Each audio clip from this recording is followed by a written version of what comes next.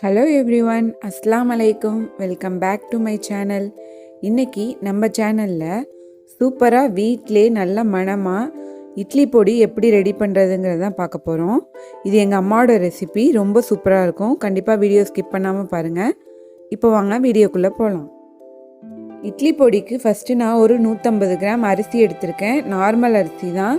இந்த அரிசியை ஒரு 5 மினிட்ஸ் போல் தண்ணியில் மிக்ஸ் பண்ணி வச்சுக்கோங்க. அப்போ தான் நல்லா பொரிஞ்சு வரும். நம்ம வறுக்கிறப்ப நல்லா வெடித்து வரணும். அதுக்காக ஒரு 5 மினிட்ஸ் போல் தண்ணியில் நல்லா மிக்ஸ் பண்ணி வச்சுக்கோங்க. இந்த அரிசி ஒரு லைட் ப்ரௌன் கலர் வர வரைக்கும் வறுத்தெடுத்துக்கலாம். நான் வீடியோவில் காட்டுற மாதிரி பொரிஞ்சு வர அளவுக்கு வறுத்தெடுத்துக்குவோம்.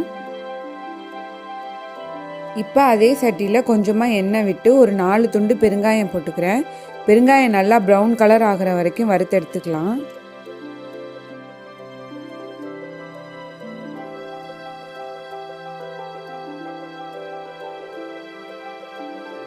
பெருங்காயம் வறுத்ததும் அதே பேனில் கொஞ்சமாக எண்ணெய் சேர்த்து நான் ஒரு 1/2 கிலோ போல் உளுந்து சேர்த்துருக்கேன்.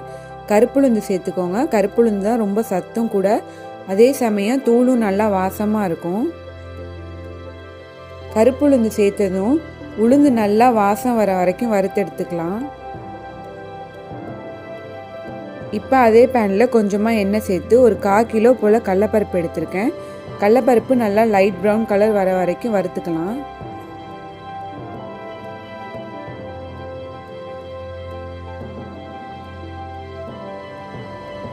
கடலப்பருப்பு வறுத்ததும் கொஞ்சமாக எண்ணெய் சேர்த்து மிளகாய் எடுத்திருக்கேன். காஞ்ச மிளகாய் 200 கிராம் எடுத்திருக்கேன். 2 பேட்சாக போட்டு வறுத்து எடுத்துக்கிறேன்.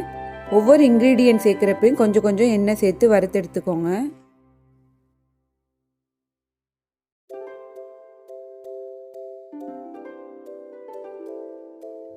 இப்போ கொஞ்சம் கூட எண்ணெய் சேர்த்துக்கலாம். எண்ணெய் சேர்த்துட்டு கருவேப்பிலை வறுத்துக்கலாம். கருவேப்பிலை வந்து உங்கள் வாசத்துக்கு ஏற்றாப்பில் வறுத்துக்கோங்க. கொஞ்சம் அதிகமாக எண்ணெய் சேர்த்தா தான் நல்லா வறுபடும். உதிரி உதிரியாக நல்லா வர வரைக்கும் வறுத்து எடுத்துக்கணும்.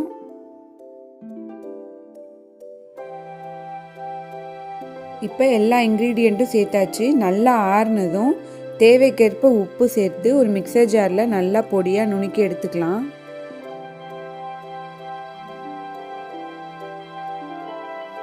நல்லா எல்லா தூளையும் அரைச்சதும் ஒரு பேனில் சேர்த்து நல்லா மிக்ஸ் பண்ணிக்கலாம். அப்போ தான் எல்லா இன்க்ரீடியண்ட்டும் நல்லா ஒன்று சேரும். இப்போ நான் சொன்ன இன்க்ரீடியண்ட் எல்லாமே சேர்த்து அரைச்சிங்கன்னா டோட்டலாக ஒரு 1 kg வரும்.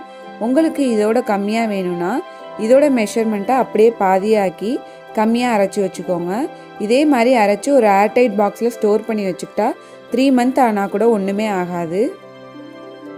இப்போ சூப்பரான இட்லி பொடி வீட்டிலே தயாராகிடுச்சு. கண்டிப்பாக எல்லோரும் இந்த ரெசிபியை ட்ரை பண்ணி பாருங்கள். ட்ரை பண்ணி பார்த்துட்டு எப்படி இருந்துச்சுன்னு கமெண்ட் பாக்ஸில் சொல்லுங்கள்.